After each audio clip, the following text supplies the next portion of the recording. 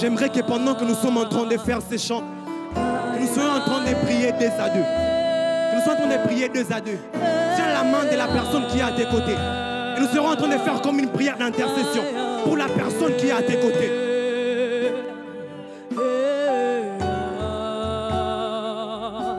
Je disais, pendant que nous sommes en train de faire ces chants, j'aimerais que nous prions 2 à 2. Que tu tiennes la main de la personne qui est à tes côtés.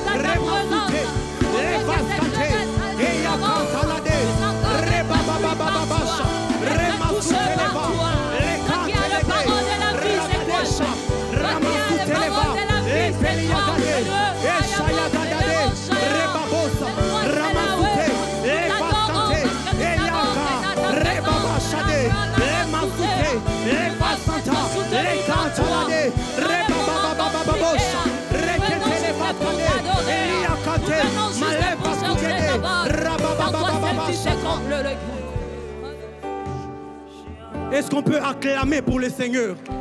Est-ce qu'on peut bien acclamer pour le Seigneur? Pour ces moments d'intercession que nous venons d'avoir encore à ce lieu. Avant que nous puissions passer à une autre étape, j'aimerais que nous puissions prendre un moment juste pour adorer le Seigneur. Pour ces moments qu'il vient encore de nous donner et pour les choses qu'il continue encore de faire dans nos vies. Qu'un cœur d'adorateur encore s'avance encore au devant de Dieu. Dans sa parole, il dit, approchons-nous donc avec assurance du trône de la gloire. Et nous encore en ces lieux, approchons-nous encore avec des adorations auprès du Seigneur.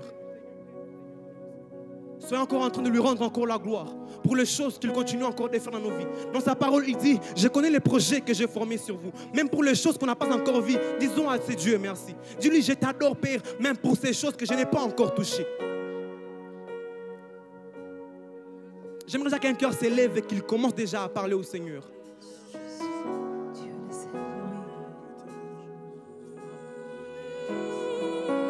Parle au Seigneur, parle au Seigneur, parle au Seigneur.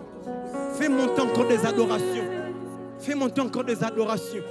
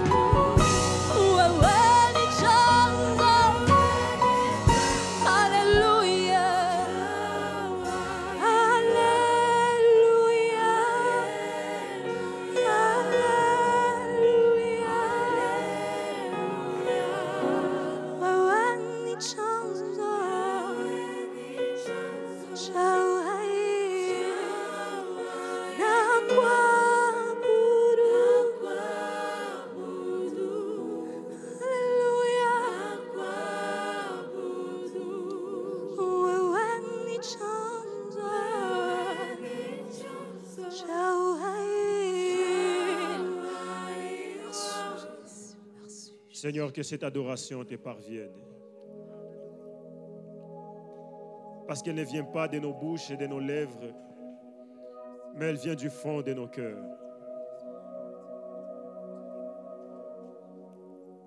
La joie que nous avons ce soir, Seigneur, est définie par ta présence au milieu de nous. Le bonheur que nous sentons au plus profond de nos cœurs ne vient que de ta présence au milieu de nous dans cette salle. C'est pourquoi encore une fois, Seigneur, reçois cette adoration qui vient du fond de nos cœurs. Seigneur, nous ne savons pas ce que nous pouvons exprimer au-devant de toi. Nous ne savons pas ce que nous pouvons dire pour que tu puisses te sentir mériter l'adoration de nos vies. Mais ce que nous te prions, éternel Dieu, est que tu sondes de nos cœurs et que tu vois ces mots, ces paroles que nous ne savons pas exprimer de nos bouches et que tu en prennes parce que Seigneur, c'est ce que tu mérites. C'est que tu les prennes comme des parfums de bonne odeur pour toi, Jésus. Merci Jésus pour tout ce que tu es. Merci pour la vie que tu continues à nous donner. Et merci surtout pour le salut que tu as donné à chacun de nous. C'est pourquoi Christ, en ce moment, nous voulons encore une fois t'écouter. La Bible déclare que la foi vient de ce qu'on entend. Et ce qu'on entend vient de ta parole. C'est pourquoi Christ, nous voulons être affermis à travers de la parole de ce soir. Laisse que tu te révèles à nous. Utilise puissamment ton serviteur, afin qu'il soit le canal par lequel tu vas passer afin de nous changer, nous transformer. Nous voulons recevoir quelque chose de plus particulier venant de toi. Comme des vases, Seigneur, nous nous laissons malléables entre tes mains, afin que tu fasses de nous ce que tu veux que nous soyons.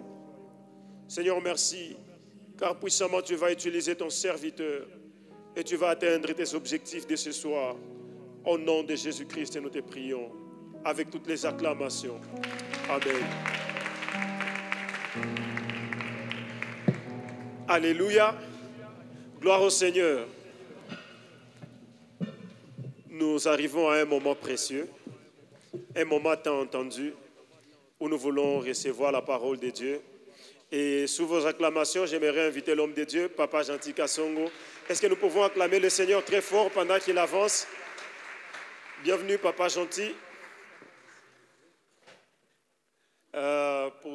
Je sais qu'il aura beaucoup de temps de parler de lui-même, mais il fait partie de nos aînés que nous apprécions tellement et nous prions que le Seigneur vous utilise puissamment. Amen. Amen. Merci beaucoup, Président. Oui. Frères et sœurs, bonjour. Bon après-midi. Je disais bonjour. Voilà, c'est mieux. Vous allez bien? Oui. Alors, pour celles et ceux qui ne me connaissent pas, moi c'est Gentil Kasongo. Je suis évangéliste dans notre église ici, La Source. Je suis de la GEC aussi, même si vous ne me voyez pas souvent. J'avais déjà reçu Jésus-Christ avant que je renouvelle mon engagement à le suivre dans un café chrétien de la GEC il y a beaucoup d'années. Donc la GEC m'avait donné un nouveau départ avec le Seigneur quand j'étais encore élève à l'école secondaire, à l'Institut Mwanga à l'époque. Et à partir de ce café chrétien-là, il y a plusieurs années, c'était un nouveau départ pour moi avec le Seigneur. C'était comme une fusée qu'on propulsait et par sa grâce, je continue à le suivre. Alléluia. Si tu n'avais pas encore salué ton voisin ou ta voisine de gauche ou de droite, tu peux le faire maintenant. Tu peux en profiter.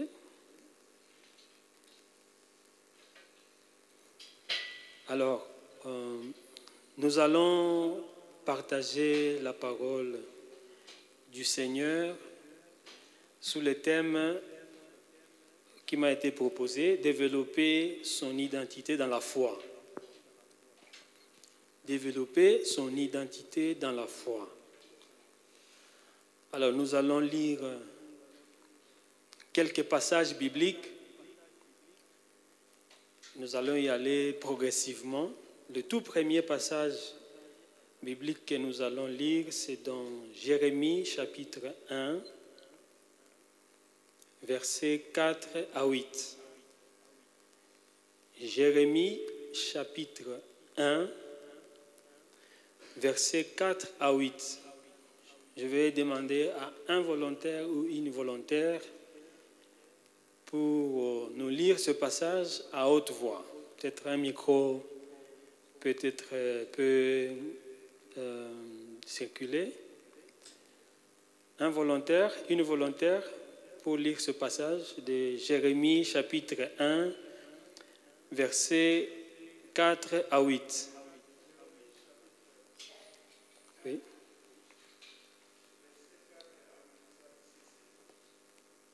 Lisons au nom de Jésus. Amen. Jérémie chapitre 1, versets 4 à 8. La parole de l'Éternel me fut adressée en ces mots. Avant que je t'aie formé dans le ventre de ta mère, je te connaissais.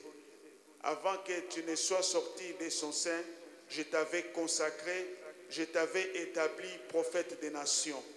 Verset 6, je répondis, ah Seigneur éternel, voici je ne sais point parler, car je suis un enfant. Et l'Éternel me dit, ne dis pas ça, je suis un enfant, car tu iras vers tous ceux auprès de qui je t'enverrai, et tu diras tout ce que je t'ordonnerai. Verset 8, ne les crains point, car je suis avec toi pour te délivrer, dit l'Éternel. Amen. Amen. Merci beaucoup. Je vais reprendre la lecture pour que celles et ceux qui n'ont pas une Bible avec eux puissent bien retenir, bien comprendre ce passage. Jérémie chapitre 1, versets 4 à 8. Merci beaucoup, Papa Hippo, pour la lecture. Et merci au comité de la GEC, le président et tout son comité, pour l'invitation que vous m'avez adressée de venir partager la parole de Dieu cet après-midi. Et merci à tout un chacun pour la présence parmi nous. Jérémie chapitre 1, versets 4 à 8. La parole de l'Éternel me fut adressée en ces mots. Avant que je t'eusse formé dans le ventre de ta mère, je te connaissais. Et avant que tu fusses sorti de son sein, je t'avais consacré. Je t'avais établi prophète des nations. C'est une parole qui est adressée à Jérémie, mais en cet après-midi, considérons que cela est adressé à nous. Ici, on est en train de parler de prophète. Le Seigneur dit, je t'ai établi prophète des nations. Mais peut-être que pour toi et moi, nous ne sommes pas appelés à être prophètes, mais nous sommes appelés à autre chose, à faire autre chose que nous faisons déjà ou que nous sommes appelés à faire ou que nous devons faire. Alléluia. Je te connaissais avant que tu fusses sorti de son sein, le sein de ta mère. Je t'avais consacré et je t'avais établi prophète des nations. Par prophète des nations, tu peux remplacer par autre chose, selon l'appel que tu as. Peut-être que tu en es conscient ou tu n'es pas encore conscient de cela. Mais le Seigneur t'a appelé, il t'a établi pour quelque chose, pour faire quelque chose. Je répondis, ah Seigneur, ah Éternel, voici je ne sais point parler, car je suis un enfant. Et l'Éternel me dit, ne dis pas, je suis un enfant. Jérémie, le prophète, est en train de dire, là il n'était pas encore prophète, c'est au moment où il était en train de t'appeler. Bien sûr, il était déjà prophète par vocation, mais il n'avait pas encore commencé à exercer son ministère de prophète.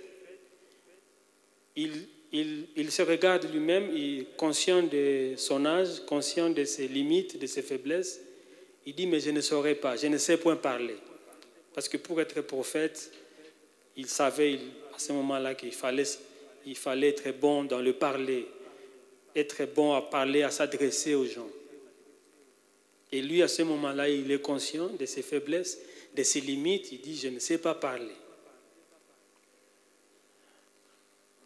Peut-être qu'il peut arriver que nous aussi, par rapport à ce à quoi Dieu nous appelle, nous pouvons regarder à nos limites. Est-ce que c'est l'insuffisance dans le parler? Est-ce que c'est une autre insuffisance quelque part? Un autre aspect que nous estimons ne pas être à la hauteur de ce que nous devons faire?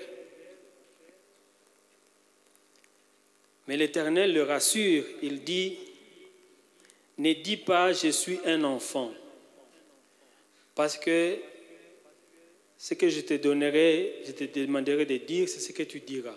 En d'autres termes, Dieu est en train de dire à Jérémie, c'est moi qui te rendrai capable de faire ce que je te demande de faire. Il ne s'agit pas de ta propre force, il ne s'agit pas de ton expérience, il ne s'agit pas de quoi que ce soit d'autre, mais c'est d'abord et avant tout moi qui t'aiderai à le faire. Bien sûr, tu as besoin des aptitudes, tu as besoin des capacités, tu as besoin d'un certain savoir-faire, mais ce qui compte, c'est qu'à la base, c'est d'abord moi qui t'établis, c'est moi qui t'envoie, c'est moi qui te rends capable, c'est moi qui t'oriente, c'est moi qui t'instruis et c'est moi qui te dis ce qu'il faudra dire. Alléluia. C'est rassurant pour nous aussi, par rapport à ce que nous faisons déjà ou par rapport à ce à quoi nous sommes appelés par le Seigneur. Alors j'aimerais dire, avant que nous puissions lire le deuxième passage, que personne d'entre nous ne puisse se négliger ou se sous-estimer. Le Seigneur dit, avant que tu ne naisses, avant que je t'eusse formé dans le ventre de ta mère, je te connaissais. D'abord, il dit, avant que je ne t'eusse formé, c'est-à-dire, certes, les parents sont intervenus, bon, voilà, biologiquement, la façon dont ça s'est fait, pour que tu sois conçu, pour que je sois conçu, mais c'est Dieu au départ. Il dit, avant que je t'eusse formé dans le ventre de ta mère, même si il y a eu union entre un père et une mère pour qu'il y ait conception, mais au départ, c'est Dieu qui l'a voulu. Et donc, tu n'es pas un fruit du hasard. Peu importe peut-être les circonstances dans lesquelles tu serais né ou conçu, mais tu n'es pas un fruit du hasard. Alléluia. Tu n'es pas né au hasard. Et tu n'es pas sur la terre au hasard, sans but. Tu es sur la terre pour une mission. Tout le monde n'a pas la même mission sur la terre. Mais au moins chacun a une mission. Certains ont des missions apparemment plus grandes, plus visibles, publiques, dont tout le monde est au courant. Mais d'autres ont des missions parfois invisibles, parfois non connues du public. Mais ce sont des missions que Dieu leur a confiées. Alléluia. Donc, si tu es conscient de ta mission, tu es conscient de ta raison d'être sur la terre,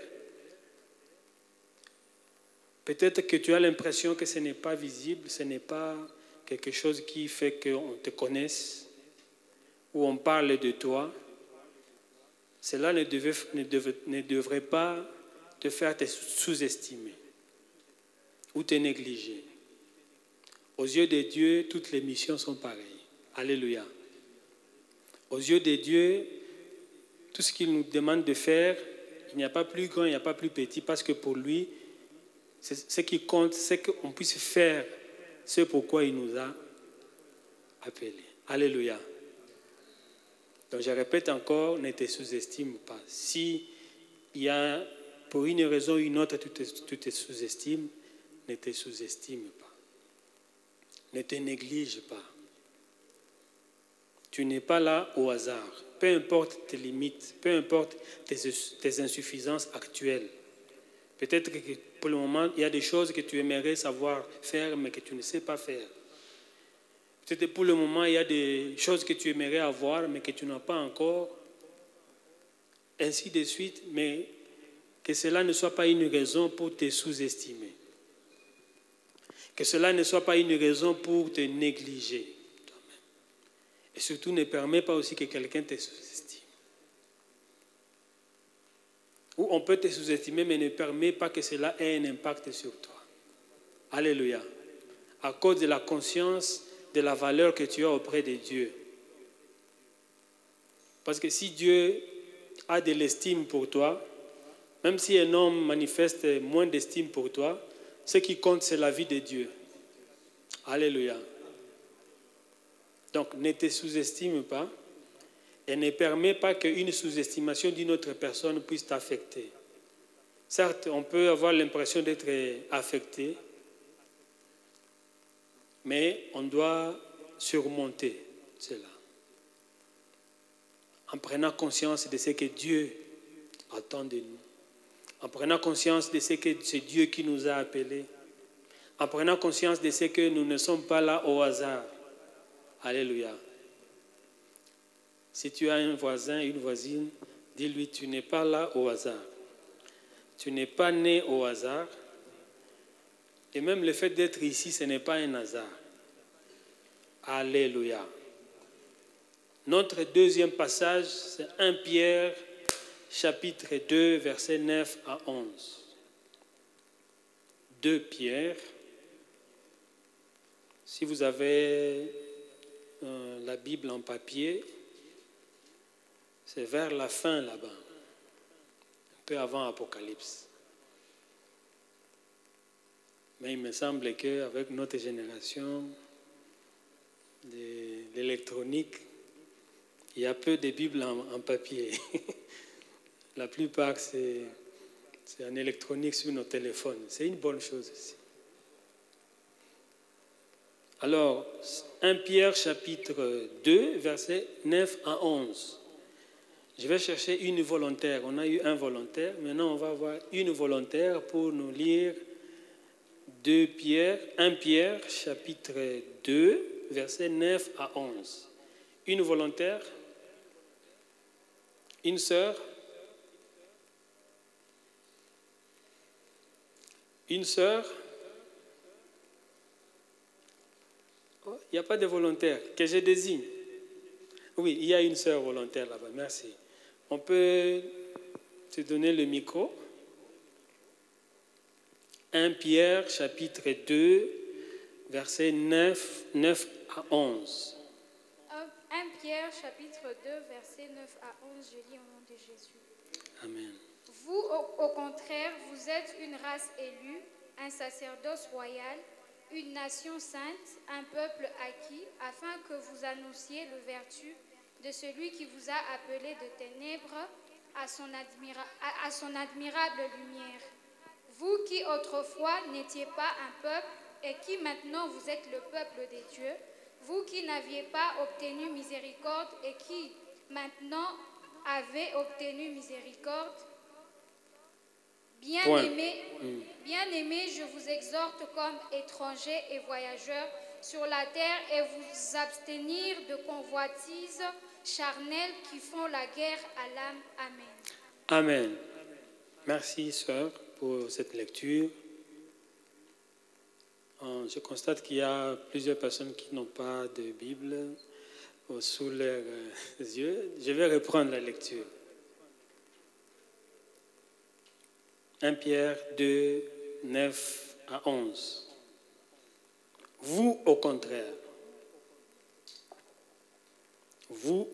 c'est-à-dire qu'il y a ce qui a précédé.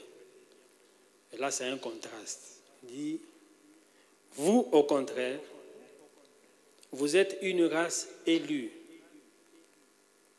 un sacerdoce royal, une nation sainte, un peuple acquis, afin que vous annonciez les vertus de celui qui vous a appelé des ténèbres à son admirable lumière.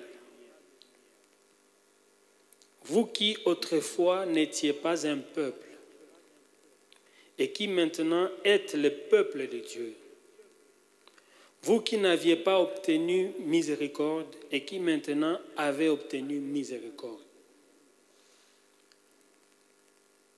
Bien-aimés, je vous exhorte comme étrangers et voyageurs sur la terre à vous abstenir des convoitises charnelles qui font la guerre à l'âme. C'est un passage très, très intéressant, très important pour nous, qui parle de ce que nous sommes devenus. Parce qu'on n'est pas toujours enfant de Dieu, on le devient. On est créature de Dieu. En naissant, en tant qu'être humain, on est créature de Dieu. Il y a des gens qui pouvaient entendre dans la cité, à l'école, je ne sais pas où dire, nous sommes tous des enfants de Dieu. Ce n'est pas vrai, bibliquement parlant. Nous sommes tous des créatures de Dieu. Mais pour être enfant de Dieu, il y a un processus. On doit passer par la nouvelle naissance, c'est-à-dire on doit recevoir Jésus-Christ dans sa vie comme Sauveur et Seigneur, et à ce moment-là, on devient enfant de Dieu. Parce que dans Jean 1,12, la Bible dit que ceux qui ont reçu Jésus-Christ, la lumière, il leur a donné le pouvoir de devenir enfants de Dieu. C'est-à-dire, on ne naît pas enfant de Dieu, on n'est pas toujours enfant de Dieu, mais on le devient. Et donc, j'ai lancé une invitation, et tout à l'heure, on va en parler.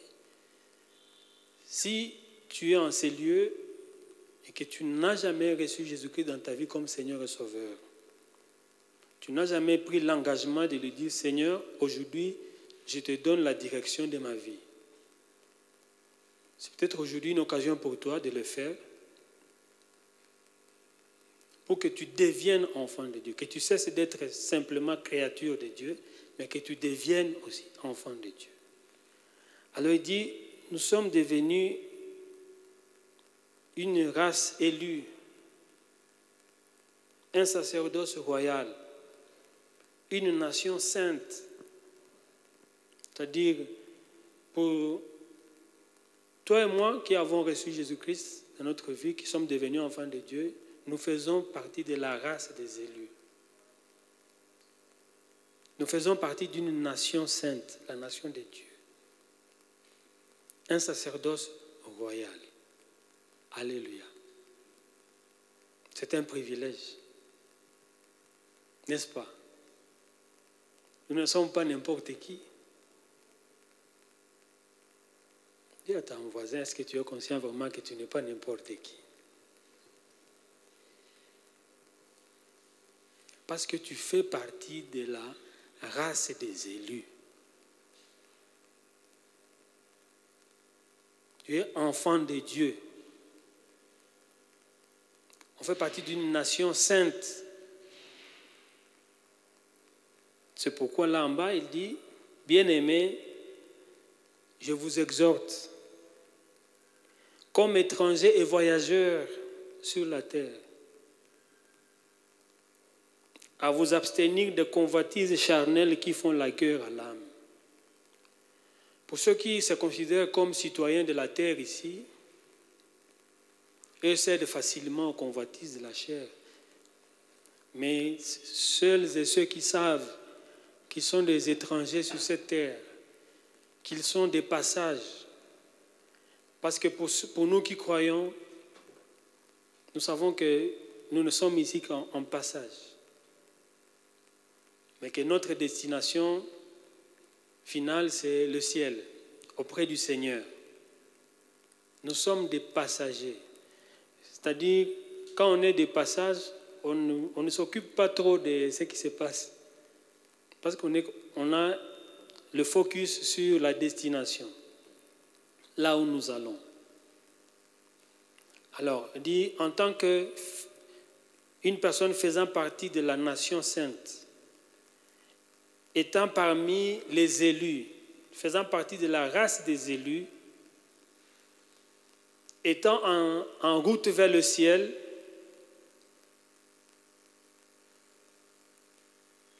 abstenez-vous des convoitises charnelles qui font la guerre à l'âme. Abstenons-nous des convoitises charnelles qui font la guerre à l'âme. Parce que nous faisons partie de la race des élus. Alléluia. Parce que nous faisons partie d'une nation sainte. Il n'y a personne qui est à l'abri des convoitises charnelles. Parce que nous sommes composés de 3 parties. Nous avons l'âme, le corps et l'esprit. Parfois, l'esprit, l'âme peut avoir de bonnes dispositions de plaire au Seigneur, mais le corps, c'est-à-dire la chair, la partie qui est au contact de notre environnement, devient comme dans une guerre avec l'âme, avec l'esprit. Mais le Seigneur nous dit, étant membre de la nation sainte, faisant partie de la race des élus,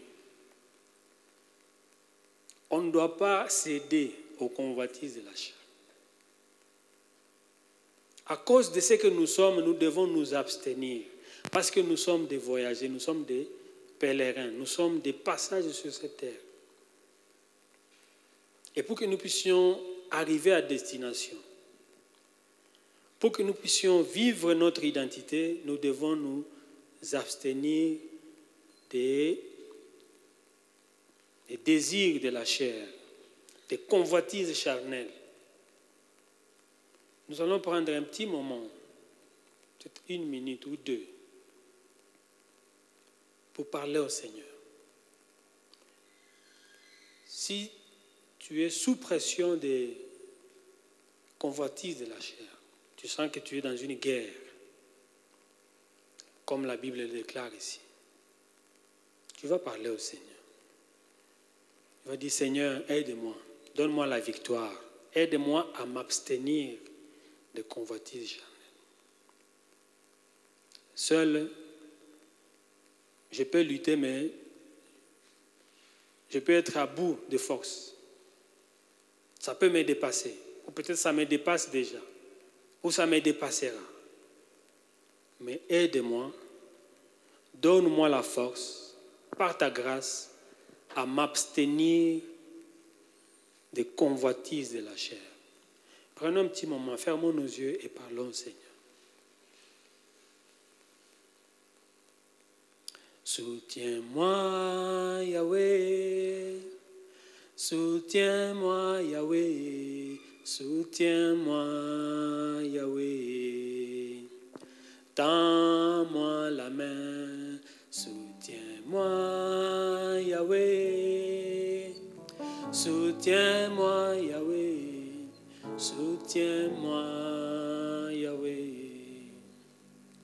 Tends-moi la main, soutiens-moi, Yahweh, soutiens-moi, Yahweh, soutiens-moi, Yahweh.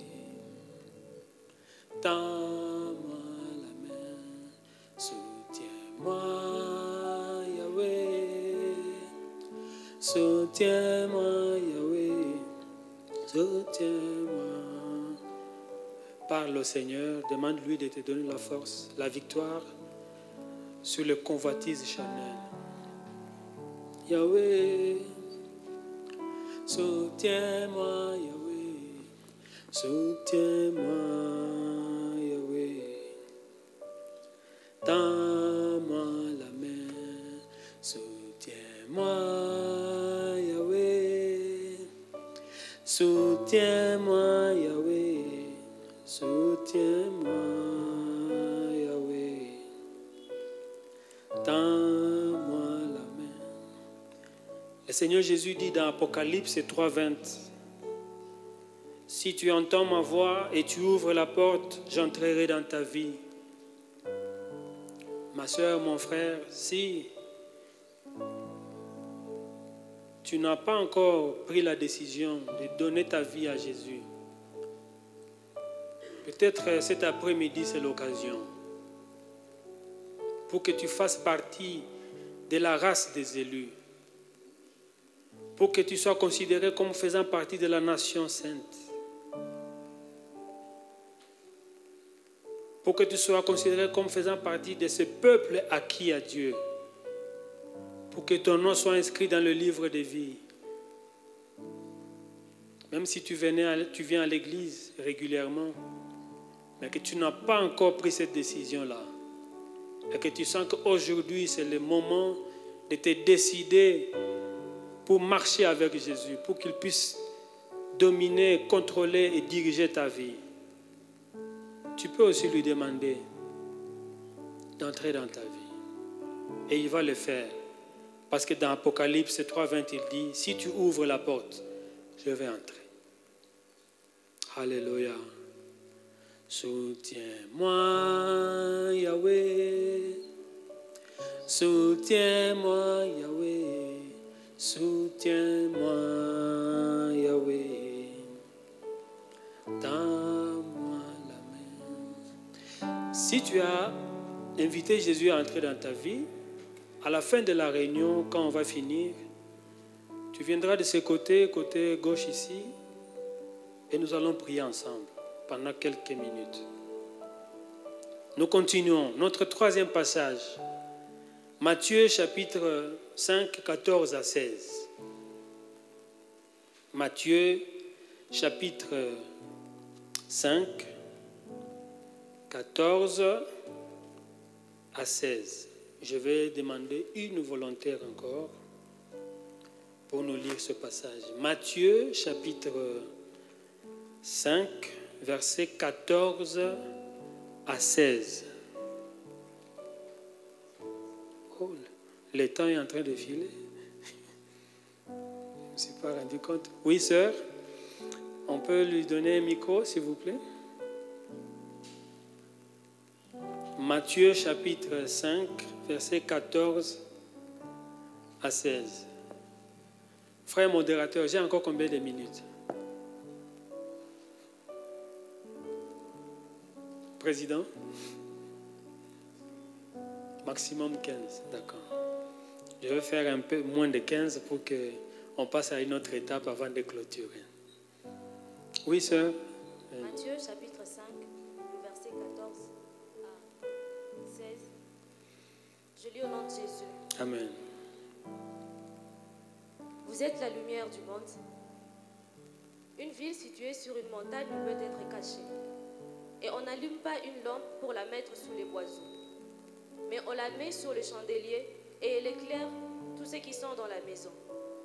Que votre lumière luise ainsi devant les hommes, afin qu'ils voient vos bonnes œuvres et qu'ils glorifient votre Père qui est dans les cieux. Amen. Amen. Alléluia. Je reprends la lecture. Merci, sœur. Vous êtes la lumière du monde. Matthieu chapitre 5, verset 14 à 16. Vous êtes la lumière du monde.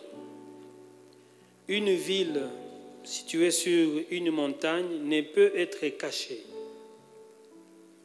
Et on n'allume pas une lampe pour la mettre sous les boisseaux, mais on la met sur le chandelier et elle éclaire tous ceux qui sont dans la maison. Que votre lumière luise ainsi devant les hommes, afin qu'ils voient vos bonnes œuvres et qu'ils glorifient votre Père qui est dans les cieux. Alléluia. Tu es la lumière du monde. En tant qu'enfant de Dieu, en tant que membre de cette nation sainte de Dieu, en tant que membre du peuple acquis à Dieu, en tant que citoyen du ciel, tu es la lumière du monde. Je suis la lumière du monde. C'est ça notre appel, nous tous. Nous pouvons avoir des appels différents. Nous pouvons avoir des destinées différentes. Nous pouvons avoir des spécificités dans ce que Dieu attend que nous fassions. Mais nous sommes la lumière et nous pouvons briller de plusieurs manières. Alléluia. Mais au départ, à la base, nous sommes tous et toutes la lumière du monde. Alléluia. Dis à ton frère, à ta soeur à côté, tu es la lumière du monde.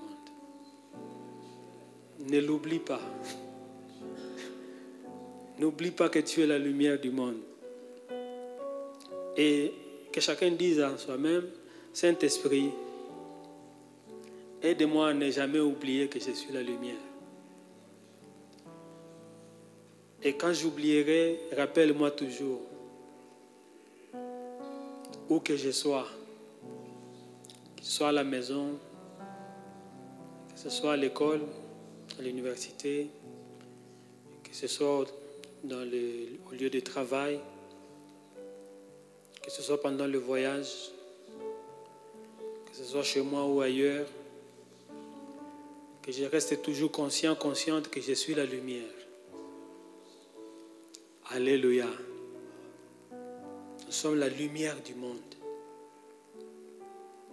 Alors l'apôtre, le Seigneur lui-même, c'est le Seigneur Jésus qui parle.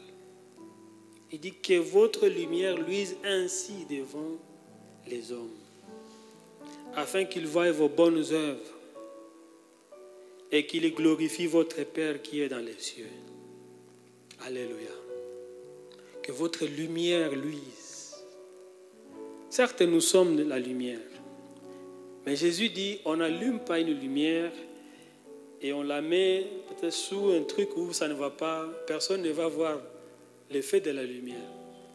Normalement, on allume la lumière, une lampe, et on la place à un endroit pour qu'elle éclaire. C'est ça l'utilité de la lumière. Et donc, en tant que lumière, on doit briller. Et j'ai dit qu'on peut briller, on peut éclairer de plusieurs manières. Chacun selon son appel, chacun dans son milieu. Nous pouvons briller à la maison, nous pouvons briller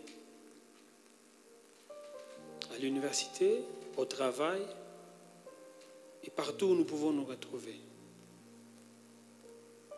Et nous pouvons briller, nous pouvons éclairer les autres, comme le Seigneur nous le demande, par notre savoir-être et par notre savoir-faire. Alléluia. Par notre savoir-être et par notre savoir-faire. Alors, est-ce que quelqu'un peut nous aider à définir très brièvement c'est quoi le savoir-être? Un volontaire et une volontaire. Le savoir-être, quand on parle de savoir-être, ça fait référence à quoi? Ça signifie quoi? Un volontaire, une volontaire? Oui? Volontaire? Nico? Savoir-être, ça signifie quoi? Et la sœur ici, mettre la main. Merci beaucoup de m'avoir accordé la parole. Bon, selon moi, je pense que le savoir-être fait allusion tout simplement au comportement. Oui, au comportement. C'est exact. Merci. Le savoir-être fait allusion au comportement. Comment on se comporte. Alors, la façon dont on se comporte peut faire en sorte qu'on soit vraiment une lumière pour les autres ou le contraire de la lumière. Le contraire de la lumière, c'est quoi? L'obscurité. Guise. Donc, par notre comportement, nous pouvons éclairer, tout comme nous pouvons désorienter. Nous pouvons éclairer. Quand nous éclairons, nous donnons gloire à Dieu. C'est Dieu qui est glorifié. Mais quand nous faisons le contraire d'éclairer, nous déshonorons Dieu. C'est-à-dire, en tant qu'enfant de Dieu, c'est comme si on est en train de jeter de l'opprobre sur le nom de Dieu. Que le Seigneur nous aide à avoir un bon comportement. Alléluia. Et le bon comportement n'est pas toujours statique. C'est-à-dire qu'il y a toujours risque de faire régression. C'est-à-dire d'avoir un bon comportement et puis après on finit par avoir un mauvais comportement. Ce qui veut dire que ça se maintient, ça se développe. On va y arriver. Alléluia. Alors, l'autre élément clé, c'est le savoir-faire. C'est-à-dire, nous pouvons éclairer les autres par notre savoir-être, par notre comportement, mais nous pouvons aussi éclairer les autres par notre savoir-faire, par notre savoir-faire. Un volontaire pour nous dire ce qu'il comprend par savoir-faire. On a eu une volontaire, on peut avoir maintenant un volontaire, un frère. Oui, frère. Amenez le micro. Le savoir-faire fait allusion à quoi? Merci pour la parole accordée. Les savoir-faire s'accordent tout simplement aux compétences que nous avons. Ouais. Aux compétences que l'on a en Les soi. compétences, ouais. Merci beaucoup. C'est là, en fait, le savoir-faire. Mais en plus de cela, le savoir-faire fait allusion aux compétences, mais aussi la façon dont on utilise les compétences pour bien faire les choses. Et on peut avoir des compétences, mais qu'on n'utilise pas, qu'on n'exploite pas. Mais donc, on a des compétences et on les utilise pour bien faire les choses. C'est-à-dire faire avec excellence, avec qualité, pas avec des à peu près ou pas avec médiocrité, mais le savoir-faire, c'est-à-dire on fait les choses, on a des compétences pour faire les choses et on les fait bien. Très bien ou de façon excellente. Voilà, on peut aussi éclairer les autres par notre savoir-faire. Il y a des compétences qui relèvent des dons, des talents, c'est-à-dire des choses avec lesquelles nous naissons. Des capacités naturelles qu'on a naturellement, des dieux. Donc, on n'a pas fait un effort, on n'a pas appris ça, mais on a ces capacités-là. Je pense que chacune de nous a un talent quelconque, c'est-à-dire quelque chose que tu sais faire ou que tu peux faire avec facilité sans que tu aies vraiment besoin à apprendre, à être formé, etc. Il y a des talents comme ça. Parmi nous, par exemple, les chantres ont des talents. Des talents de chanter, des talents de jouer aux instruments, d'autres ont des talents de faire du sport, d'autres ont des talents d'écrire, de faire... Donc, bref, on peut avoir des talents dans plusieurs domaines et ça fait partie des compétences qu'on a. Donc, des choses qui peuvent nous aider à bien faire les choses. Mais il y a aussi d'autres compétences qu'on acquiert, c'est-à-dire à travers la formation, à travers la pratique, à travers l'expérience. Donc c'est la combinaison de ce qu'on a comme don, comme talent, mais aussi ce qu'on apprend. Et même ce qu'on a comme don, comme talent, on l'aiguise aussi, on le perfectionne aussi. Parce qu'il y a des gens qui ont les talents de jouer au foot, par exemple, ou de jouer au basket, ou de jouer à la guitare. Mais je sais, et vous savez que même les meilleurs joueurs s'entraînent toujours. Même Messi ou Ronaldo, ils font beaucoup d'heures d'entraînement. Ils ont du talent, mais pour qu'ils puissent bien faire, ils ont besoin de s'entraîner. Ils ont besoin de développer ce qu'ils ont comme talent. Quelqu'un peut savoir jouer au piano comme mon frère là-bas. Il a du talent, mais pour qu'il puisse bien faire, il a besoin de s'entraîner. Il a besoin de faire la répétition. Tu as une belle voix, tu chantes naturellement bien, pas mal comme moi avec la voix compliquée. Mais pour que tu puisses bien chanter et que ça soit très harmonieux, tu as besoin de faire la répétition pour arranger. Il y a du talent, mais tu as besoin de la répétition. Tu as besoin de t'exercer à mieux faire cela. C'est-à-dire, même quand on a du talent, on a besoin de le développer, de l'améliorer. Et il y a des fois aussi, on peut ne pas avoir du talent pour quelque chose, mais on apprend à le faire.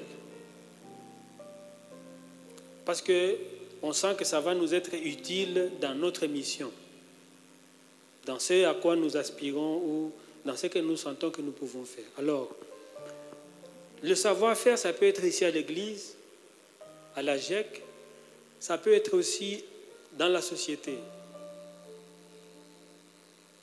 dans notre communauté, à la maison, dans notre quartier, dans notre milieu professionnel, à l'université, à l'école, dans notre monde,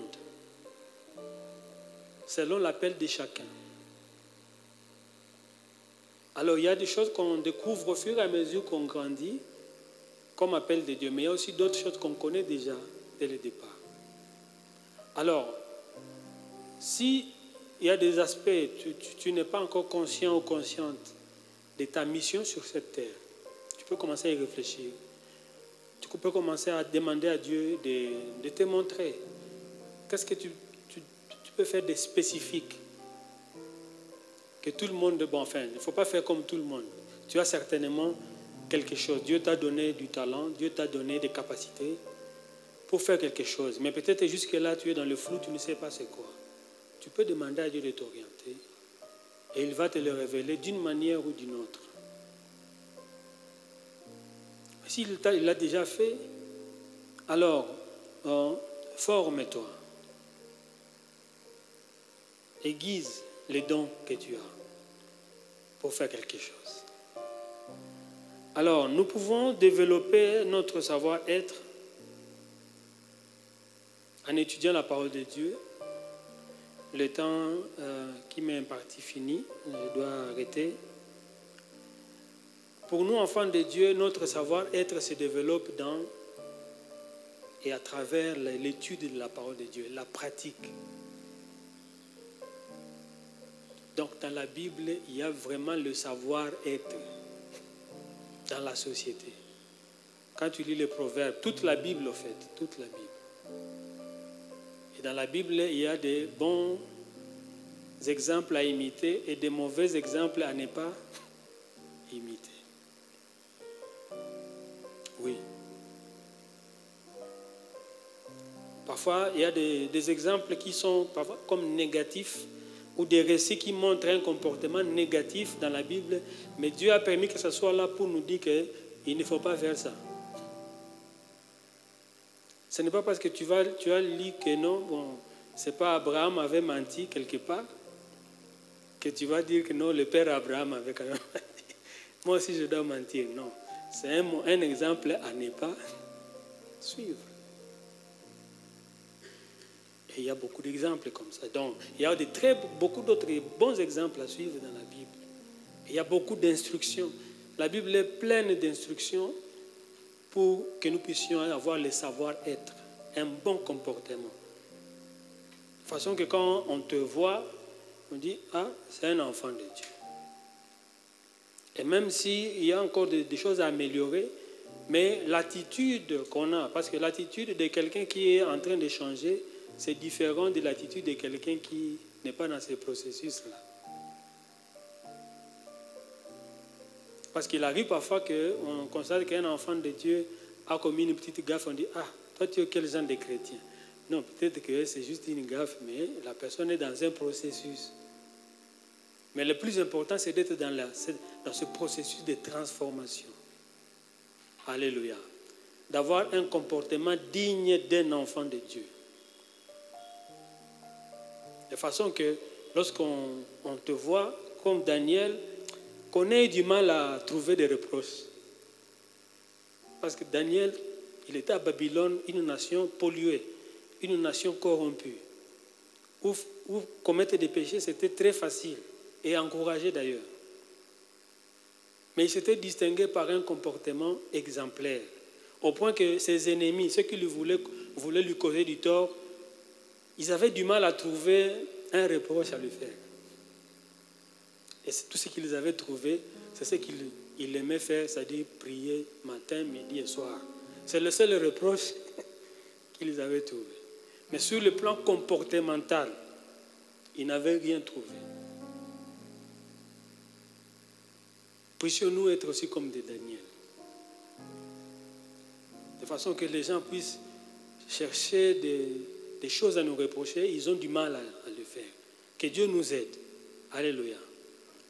Que Dieu nous aide à avoir ce savoir-être, c'est-à-dire la parole de Dieu, que nous ne puissions pas seulement la lire, mais que nous puissions aussi l'appliquer. La Bible dit dans l'Épître de Pierre, ne soyons pas des auditeurs ou des lecteurs oublieux, mais pratiquons ce que nous lisons, pratiquons ce que nous entendons ici à la GEC dimanche, ou même dans nos méditations, dans nos dévotions personnelles. Ce qui permet que nous puissions briller, c'est lorsque nous appliquons ce que nous lisons dans la parole de Dieu. C'est en appliquant la parole de Dieu que ça affecte, ça change notre comportement. Que le Saint-Esprit nous aide à transformer notre compréhension de la parole de Dieu en action, en attitude qui reflète que réellement nous sommes enfants de Dieu. Que ce soit cela ta prière. Demande au Seigneur, Seigneur, aide-moi que chaque fois que je lis la parole de Dieu, que ça n'ait pas été une simple lecture, une simple formalité, mais que cela puisse contribuer à changer ma vie. Donne-moi la force de passer de la lecture à l'application de ta parole. Que cela soit notre prière. Amen. Parce que c'est de cette façon-là que nous pouvons développer notre savoir-être. Et notre savoir-faire, c'est évidemment en cherchant des formations là où nous sentons que nous avons besoin de formation. Il y a d'autres formations qui se font comme des autodidactes. Moi, il y a des choses que je fais aujourd'hui, que j'ai appris par moi-même, juste par souci de le faire. J'ai fait des recherches, j'ai autodidacte. Soyez aussi des autodidactes. Mais allez aussi dans des centres. À l'école, ça fait partie de la formation. Aller à l'université, ça fait partie de la formation. Mais il y a aussi d'autres choses qu'on n'apprendra pas à l'école, à l'université, mais qu'on apprendra par soi-même, par votre curiosité.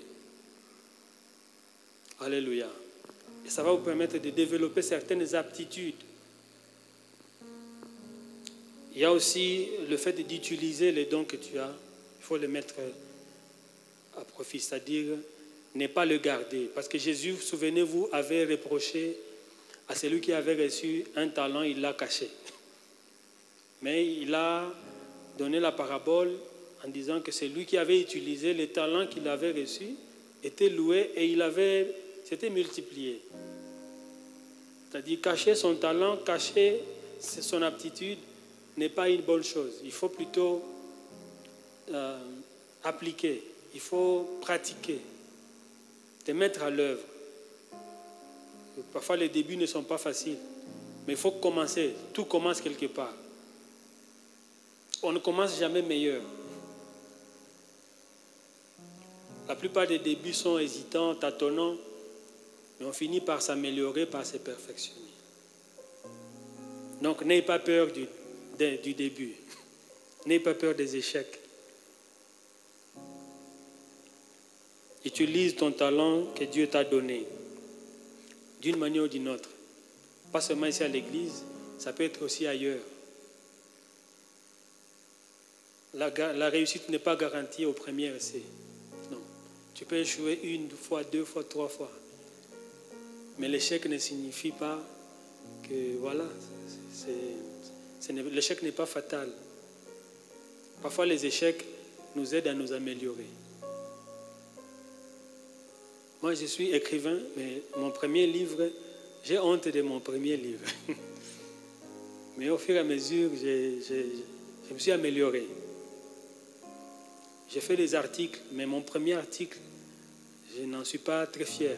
Mais à force de le faire, on s'améliore. Il ne faut pas avoir peur d'échouer. Ça fait partie du processus. Ceux qui sont brillants n'ont pas toujours été brillants.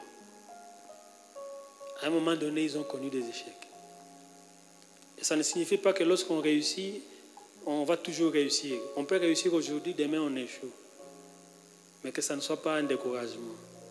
Après demain, on peut réussir encore. Le plus important, c'est la persévérance, le dévouement, l'engagement. Que le Seigneur nous bénisse et nous soutienne. Frère Sage, bienvenue.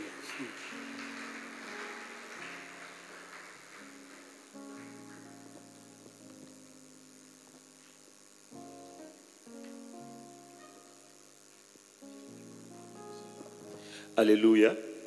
Est-ce que nous pouvons acclamer le Seigneur en encourageant l'homme de Dieu?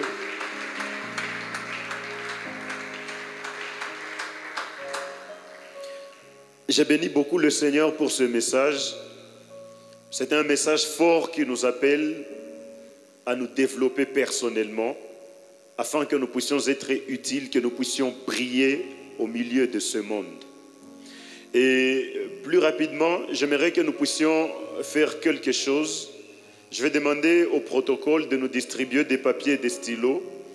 Et chacun de nous va prendre quelques engagements de comment réellement tu vas vivre afin de pouvoir éclairer le monde et aussi comment tu vas faire pour te forger, te former personnellement.